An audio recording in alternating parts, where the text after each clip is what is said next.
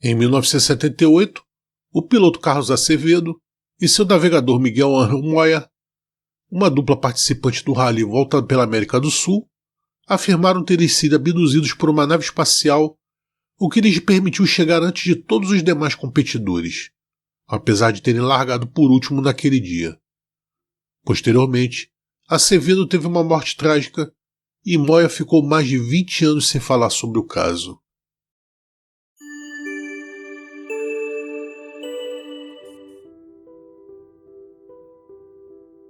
O rally Volta pela América do Sul surgiu em 1978 como ideia dos pilotos argentinos Juan Manuel Fangio e Juan Manuel Bordeaux, para comemorar os 30 anos do Grande Prêmio Sul-Americano de Turismo Rodoviário, evento que é lembrado como Buenos Aires-Caracas e que contou com quase 10 mil quilômetros. A prova de 1978 superou em muito essa distância, chegando a quase 30 mil quilômetros. A organização ficou a cargo do Automóvel Clube Argentino, começando no dia 17 de agosto de 1978, atravessando 10 países e com 57 carros participantes, dos quais apenas 22 terminariam. A dupla britânica Andy Cole e Colin Malkin venceu a competição no dia 24 de setembro ao volante do Mercedes-Benz 450 SLC.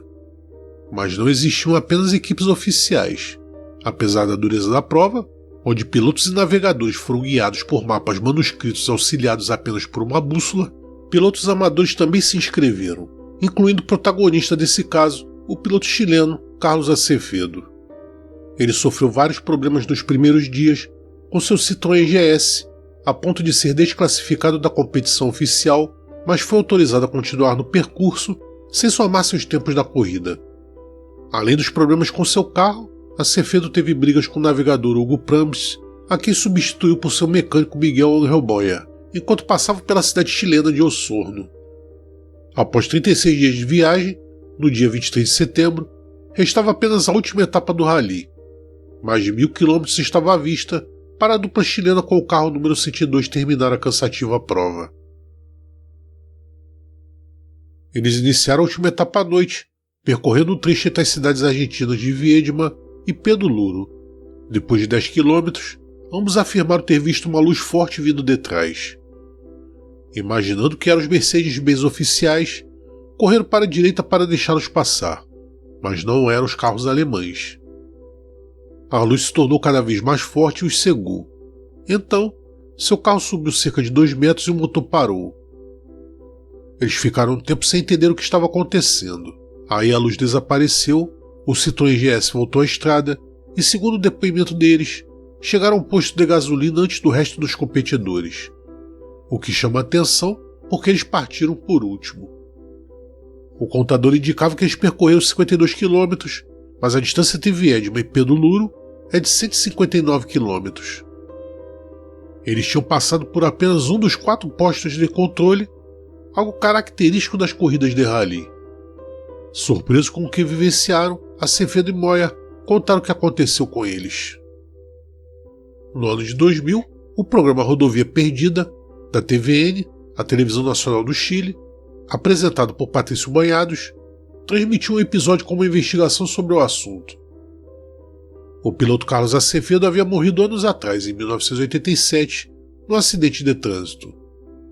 Em todo o caso, a reportagem incluía, junto com as declarações da filha, um depoimento audiovisual onde ele dizia que cruzamos aquele horizonte, aquela linha, e nos encontramos diante de um mundo completamente diferente, onde tudo é espiritual. Descobrimos que vemos tudo como se uma pessoa tivesse um olho circular. Ela vê para trás, para frente e para os lados. Não há paredes ou muros. Você sabe que está aí e você possui absolutamente tudo. O navegador Miguel Ángel Moya também foi entrevistado na reportagem, onde Patrício Banhados conta como foi complexo convencê-lo a depor. Levou mais de um ano para isso, até que Moya concedeu a entrevista na cidade de Coyhaique, a mais de 1.600 km de distância da capital Santiago. Sobre aquela noite, Moya comentou que havíamos avançado cerca de 10 km. Era cerca de 1h30 ou 2 da manhã. A certa altura, o carro se iluminou intensamente por dentro. Aí eu falei para o Carlos: passa para o lado, os alemães estão chegando. já que eram 4 Mercedes-Benz. Eles tinham luzes muito grandes e muitas vezes ficávamos atrás deles para aproveitar sua luz. Carlos corre em direção à beirada, mas esta luz ainda estava atrás dele. A certa altura, ele se perguntou o que há de errado em eles não passarem por nós. O carro tremia como um avião decolando. Olhei pela janela e me agarrei ao Santo Antônio e vi que estávamos a 2 metros acima do solo. O motor acelerou a todo vapor e tudo parou. A luz era tão forte que não consegui ver o mapa que tinha nas mãos. Não vou dizer que isso me assustou, me aterrorizou.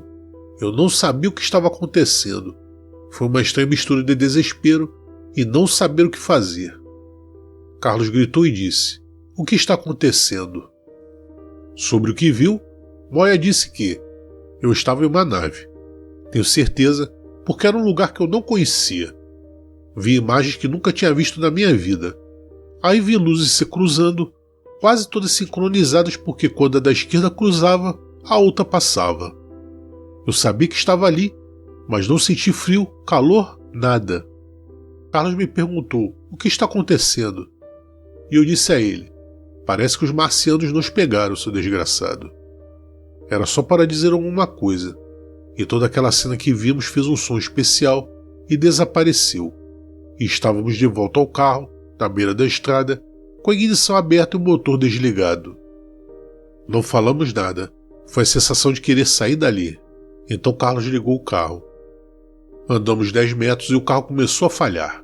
Presumi que era falta de gasolina, então puxei o encosto para trás, liguei a bomba elétrica que tínhamos, abri o tanque auxiliar e a ignição que tínhamos dentro do carro e ele se recuperou e partimos. Depois disso, Moya comentou que eu disse a Carlos que estamos chegando. Ele me diz: "Não pode ser", e para. Eu lhe digo: "Olha", mostrando-lhe o mapa. Estávamos chegando às 2h10 da manhã e deveríamos ter chegado entre 4 e 5 horas da manhã.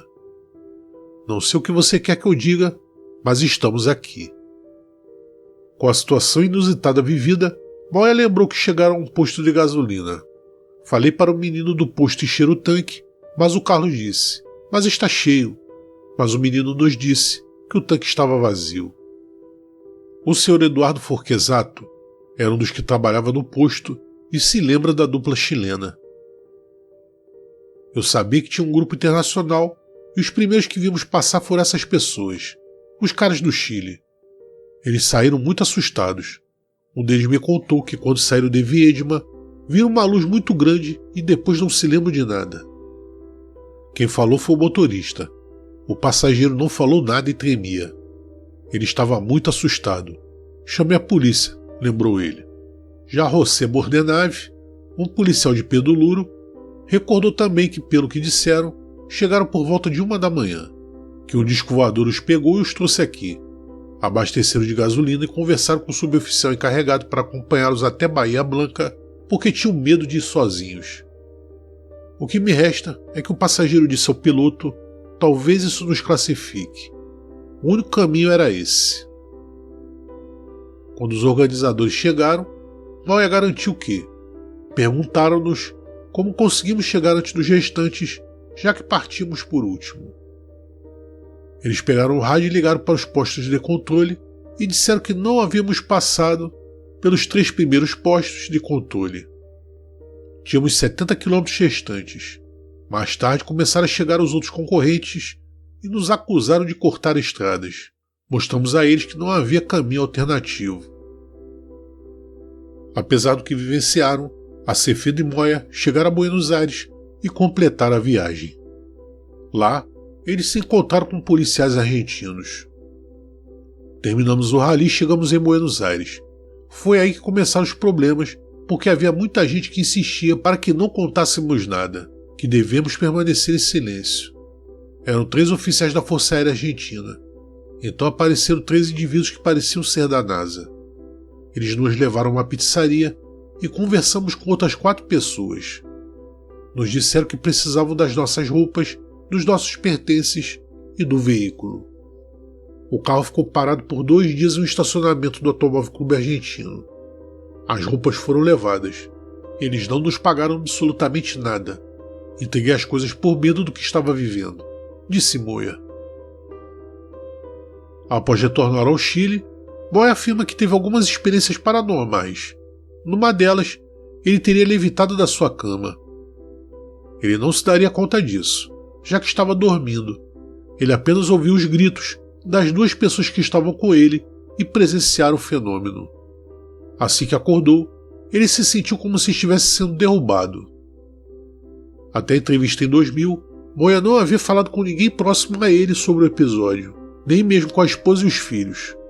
Na época do ocorrido, ele não quis dizer nada, pois julgava que o tema dos UFOs era praticamente um tabu, se sentindo à vontade para tocar no assunto somente depois de 22 anos. Esse foi o fim de uma inusitada atuação de uma dupla no rally de resistência. A decisão de acreditar na história deles ou não cabe a cada um.